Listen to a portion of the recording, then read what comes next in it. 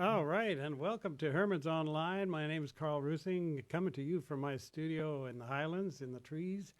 And I'd like to start by thanking the good people at Herman's for allowing us to continue to stream from our homes remotely. And of course, you know that Herman's is open, although we're not there. And Herman's is open, and there are plenty of music to see at Herman's many nights of the week. I'd like to remind you that we rely on your donations, and that's very important to us because that's all we get for these gigs. And you can go to artsonview.ca or the Herman site and find a donate button, artsonview.ca/donate. And we would very much appreciate your donations, even a couple of dollars or $3, $5, $10, $20, $100, $200. Any donation is totally welcome. We are joined tonight and featuring tonight our good friend, our good longtime friend, and the busiest musician in town by all means, Mr. Joey Smith. Welcome, Joey. Oh, thank you, Carl. Anyway, it's a pleasure and an honor to be involved with this. Right ho, Joey's coming to us from his home studio in Gordon Head. And our special guest tonight, for the first time ever, we're remotely streaming with drums. Yeah. Mr. Kelby MacNayr coming from James Bay United Church. Kelby, welcome. Hi, Karel. Hi, Joey. We are totally thrilled that you're here. I've done plenty of remote gigs for Herman's and others, and this is the first time that I've played with a drummer since March 14th, and I'm just thrilled. I'm just thrilled to have you here. So this is all about Joey, really, because Joey has picked the music for us tonight, the music that relates to his career and music that means something to him and has had an effect on his life. And so we'll start with a few questions, Joey, if you don't mind. So when did you start playing music altogether? I guess it was basically in 1977. Well, I mean I was in school bands and stuff earlier. And what instrument did you play in school? Well, I started off on cornet in the 6th grade. Wow! And then started taking guitar lessons when I was 10. Yes, and then you turned professional playing the guitar, correct? Well, that was mainly started happening right in 1971 or somewhere around in there when I was in high school. Oh, you were still in high school and you were doing gigs. Yeah, well, I was very fortunate. I had a wonderful band director at the school, and I eventually was playing jobs with him and with older guys. Excellent! Wow. And so do you remember your first gig? Oh goodness! Well, I mean, of course, there were lots of different things associated with school, but I can't. It's kind of hard to. It's all kind of a blur. It was a long time ago. Yeah, high school, the '60s is kind of a blur. Yeah. Absolutely, for many of us.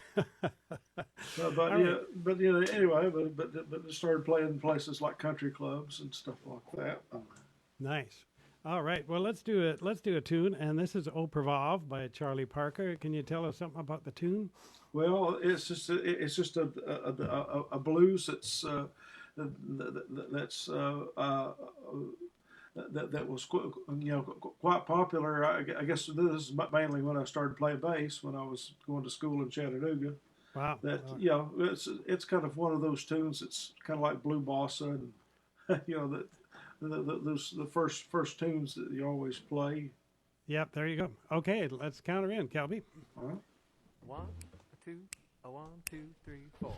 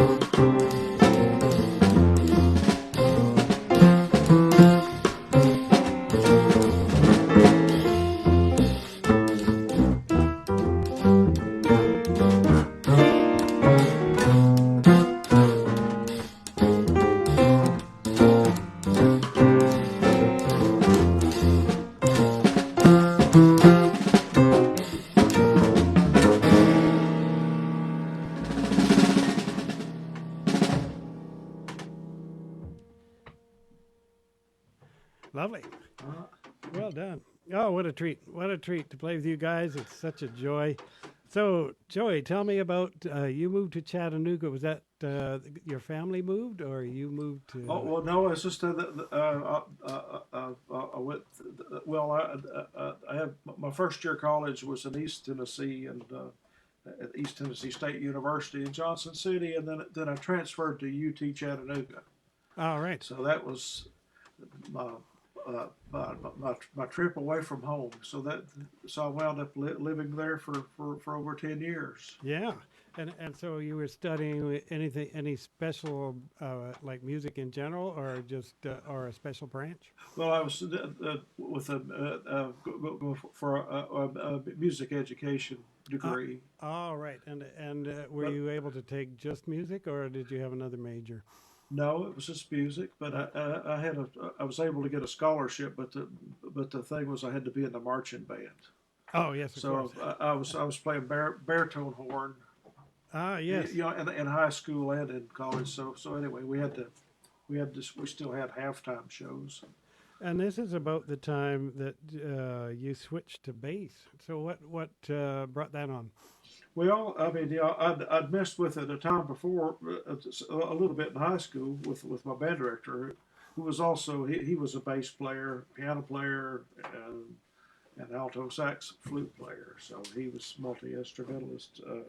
But I was playing with some rehearsal bands, and this mentor of mine, Paul Lohorn.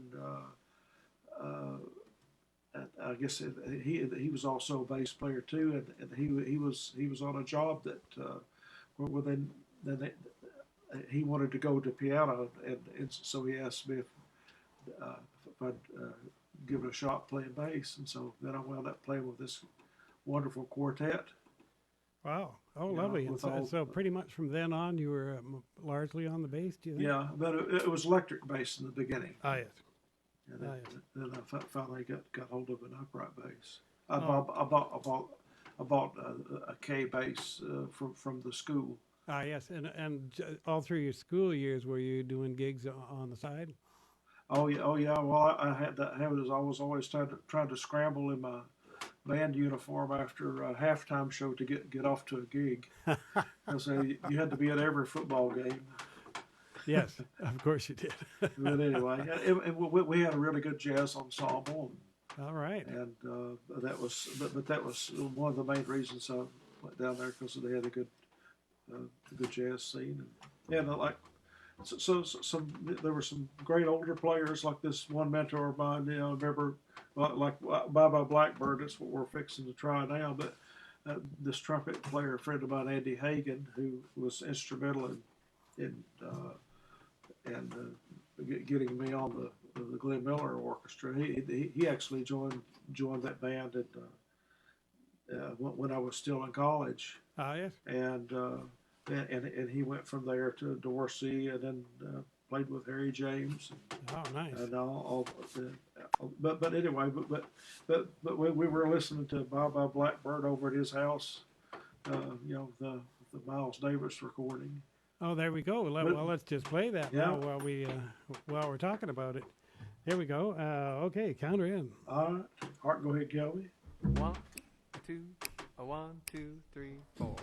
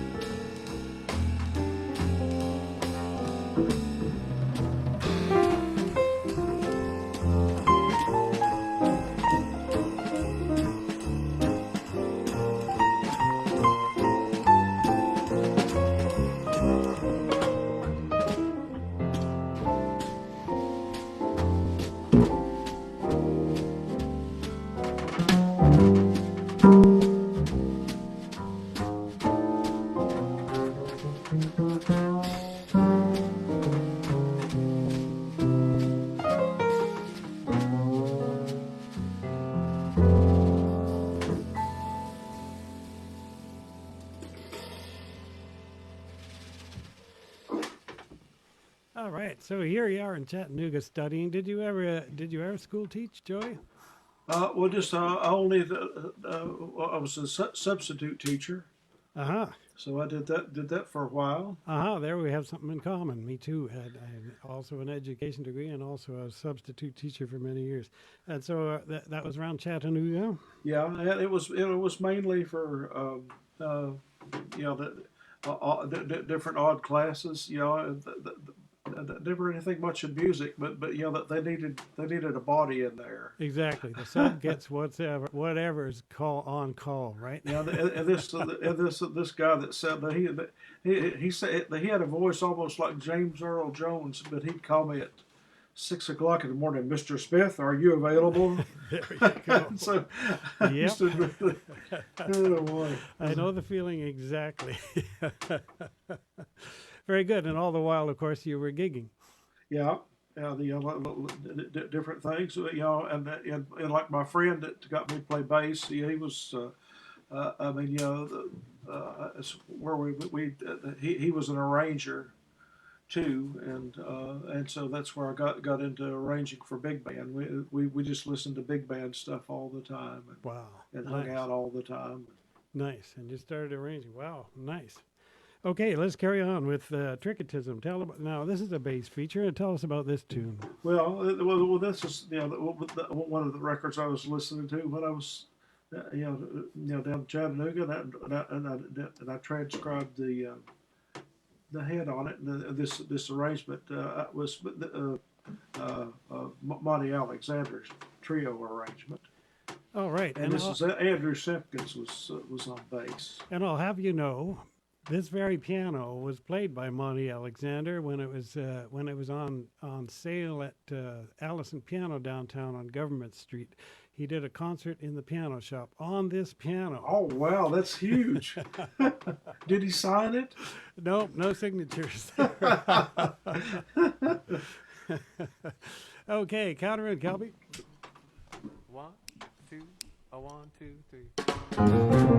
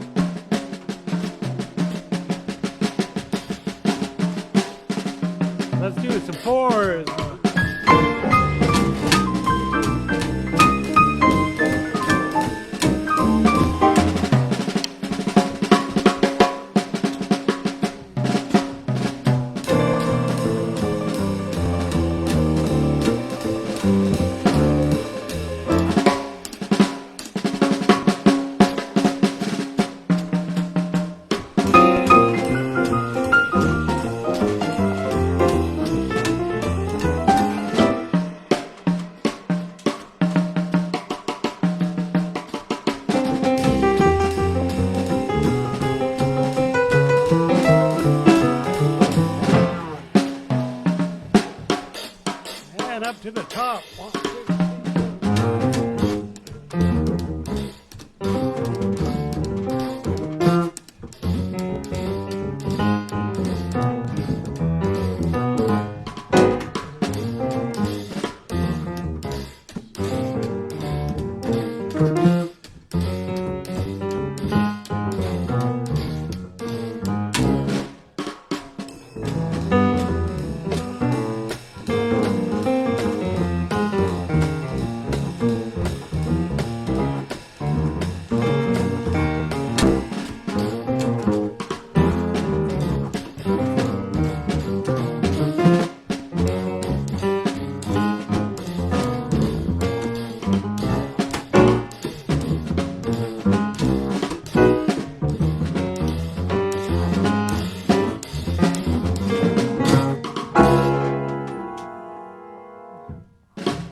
Yeah.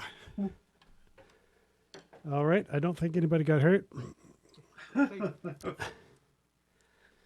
All right. And so this is leading to you joining the Miller Band. And so you knew people already in the Miller Band then, Joey. Yeah, it's just with the lead trumpet player and Andy Hagan.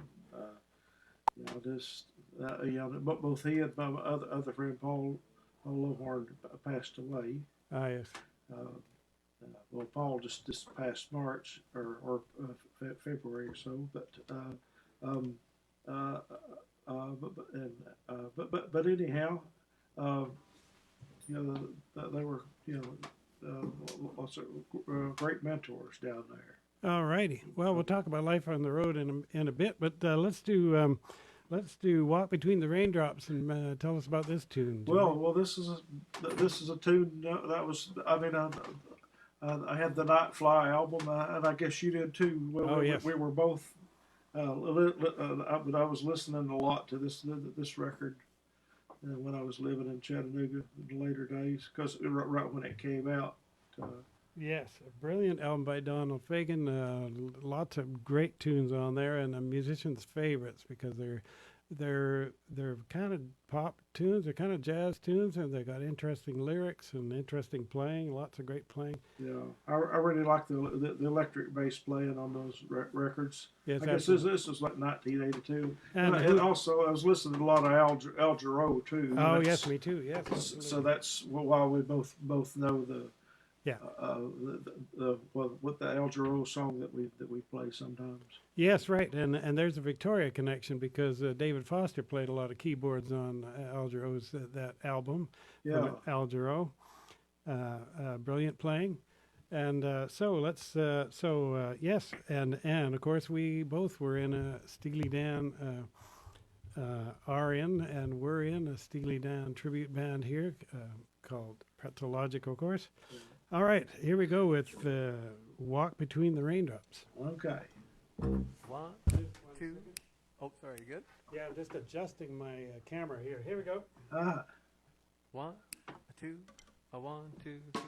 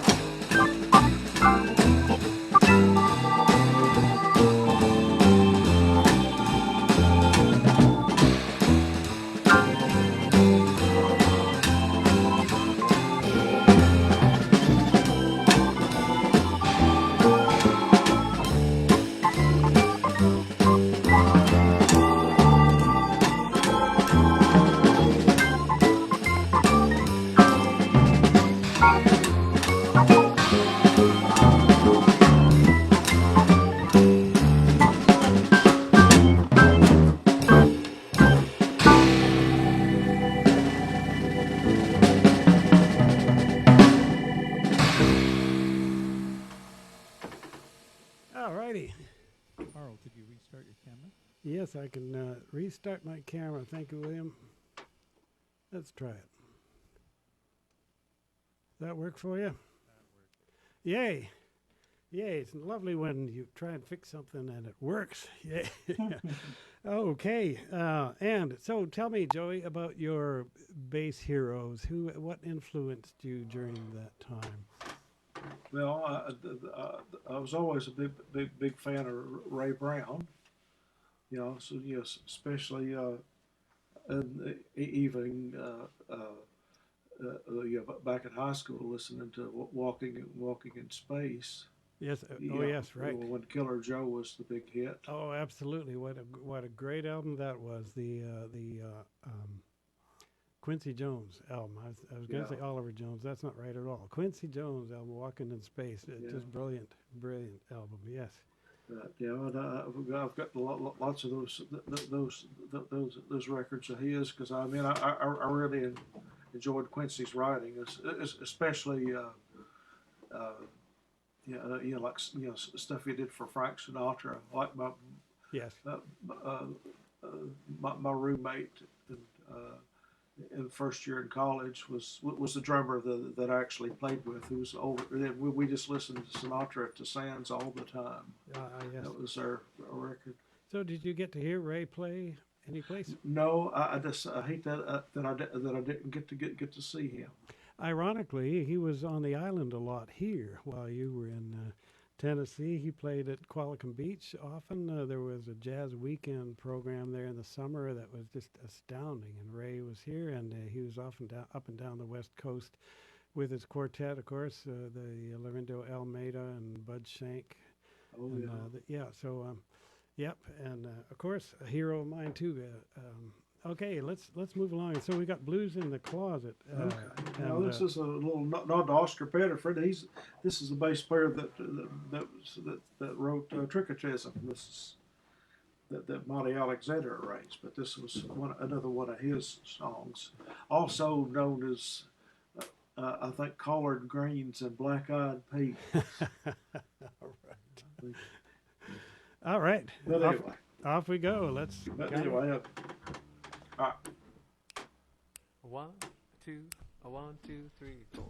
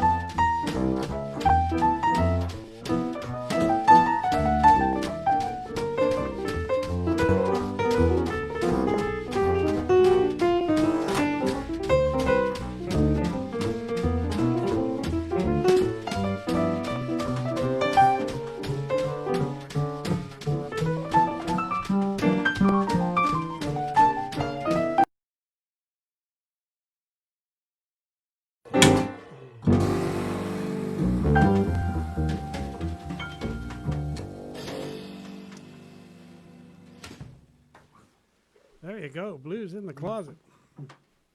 How we doing, William? Well, we had a crash. Oh no! Did we Back stop? up. It Wait. hasn't come up. Oh, hang on. I think I have to restart it in several places here. Okay. How much of that tune do we get? Okay. Oh, we can keep on moving ahead. Yeah, we better just move along. There we go. We're on? Very good. Thank you for your patience. We had a little bit of a crash there, and you missed some of bass Blues in the Closet, but we're going to move right along. And let's see. We're going to move along with a tune called Thumb String. Tell me about this, Joey. Or what about bass phase? Oh, bass face. Yeah, absolutely. Sorry, my mistake. We're going on to bass face. And okay. Tell us about this, Joey. Well, I guess this was one of the few recordings. I guess the only one I know of that where Ray Brown played with Bill Evans that I'm familiar with. I can't think of anything else. And no, right, no, quite right. And what year was that? That was getting around in oh goodness. I guess it would have been. I'm sorry. I don't have the date on this. Okay, no worries. Okay, so okay, let's move along with bass face. Okay. But anyway, that's just. Yeah, and Kenny Burrell played guitar on this. Yes, right. Okay. A 1, a 2, a 1, 2, 3.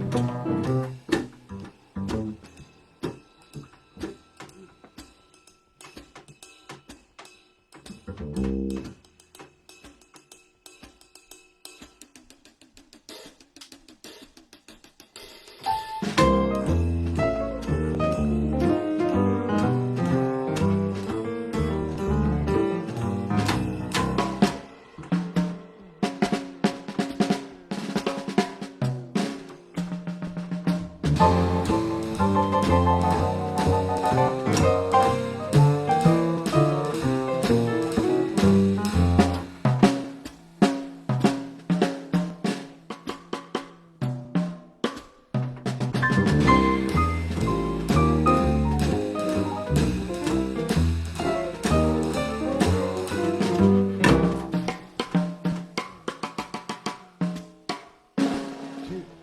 one.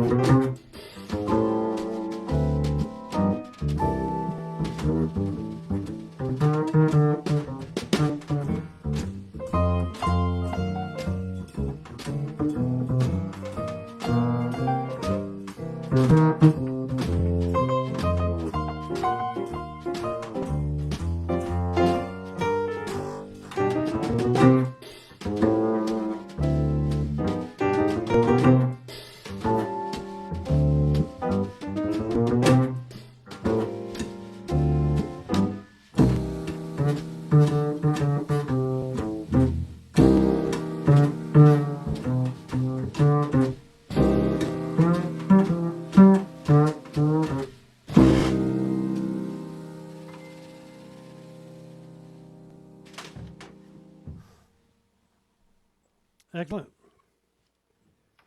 Okay, tell us about life on the road, Joey, with Glenn Miller. Oh well, it's just there lots of time on the bus, Yep. listening to, to to my cassette recorder. that was your friend. So, Yeah, so yeah. well, you know, when the you know, one thing I was listening to a lot. I remember, you know, made a I had a tape duplicator, so someone on the friend on the bus had a tape of the Ray Brown All Star Big Band, and Nice. so that's where I was listening to stuff like Thumb String and all things from that recording. Thumb String is what we'll play next. Yeah. And so, where did you travel? Oh, well, just the continental United States and all of Canada. Well, that's how I knew about Canada, because I mean they don't talk much about Canada in school. Right. Down there. But yeah, we used to spend 6 weeks every year over in Japan. That was pretty special. Oh, nice. We went to every island there, Oh, nice. and played New Year's Eve in Reykjavik one time Wow. in Iceland. So that was kind of a Wow. strange job. Yes. I mean, New Year's Eve. Yeah, yeah. We flew from Chicago, and then we got to go to Brazil. We spent a week in Rio de Janeiro, Oh, nice. and then a week in Sao Paulo. And so Brazil, were you able to catch some local music, or were you mostly playing all the time? Well, no. I mean, we had time off. You know, it's just really, it was kind of dangerous to go out. I mean, they arranged a really nice tour for us in Rio, where we all went on a bus, and they took us up to Corcovado and Sugarloaf and all those Oh, things. nice. So we got to see all those Yeah, the tourist sites.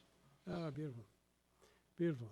And so all of Canada? Were you throughout Canada, or one particular area? Well, but mainly anywhere from it was mainly from Ontario out west. So we I remember one tour we started in Ontario, and then Manitoba and Alberta, Yeah. and then BC. All right. Yeah, I remember